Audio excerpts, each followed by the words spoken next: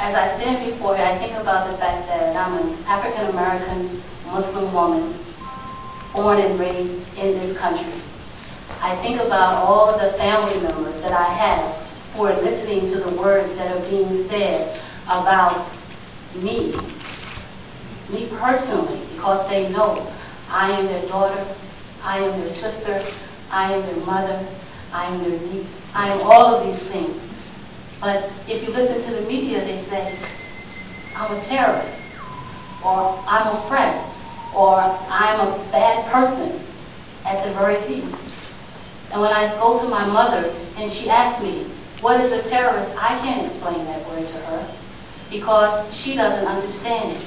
She lives down south, North Carolina, where there, all people know is love and patience and understanding and socialization with one another.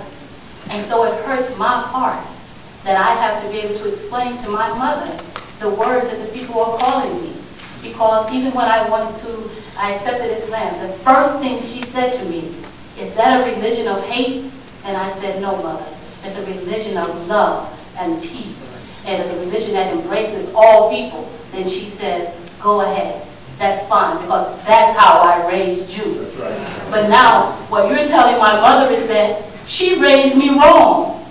That she did not teach her daughter to be one that loved the people. You're telling my mother that she raised a terrorist. And she doesn't even know what the word is, but she knows that it is not a word that she would choose to be associated with a child of hers.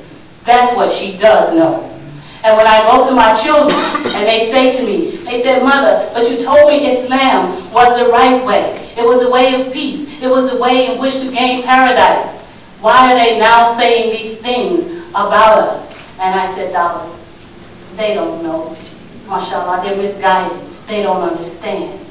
And so when they talk about people who are doing terrorist activities or negative activities or bad people, they forget that within Islam there are also Muslim women mothers. Mothers who are having to raise their children, who are having to bear this burden of the negative publicity about what a Muslim is and what a Muslim isn't. See, what they don't know is that as a Muslim woman, I'm not oppressed. I dress this way because I love it. I dress this way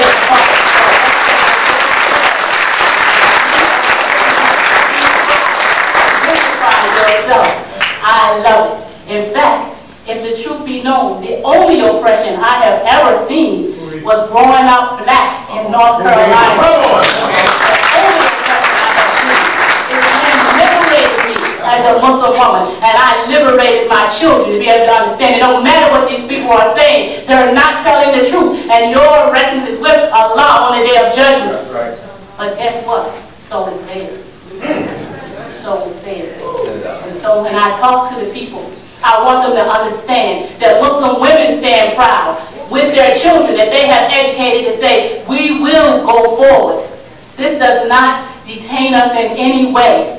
We will continue doing and following the path that Allah subhanahu wa ta'ala has placed us on. And we are happy in doing so.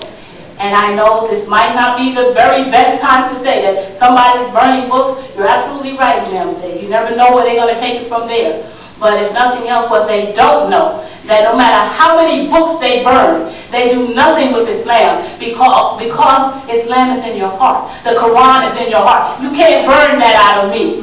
So all you've done is wasted the $10 that you bought that book from Barnes and Nobles. And you didn't waste anything but your time. Because I stand here with all the mothers. We are Muslims, we are proud, and we will continue to be so. Assalamu alaikum.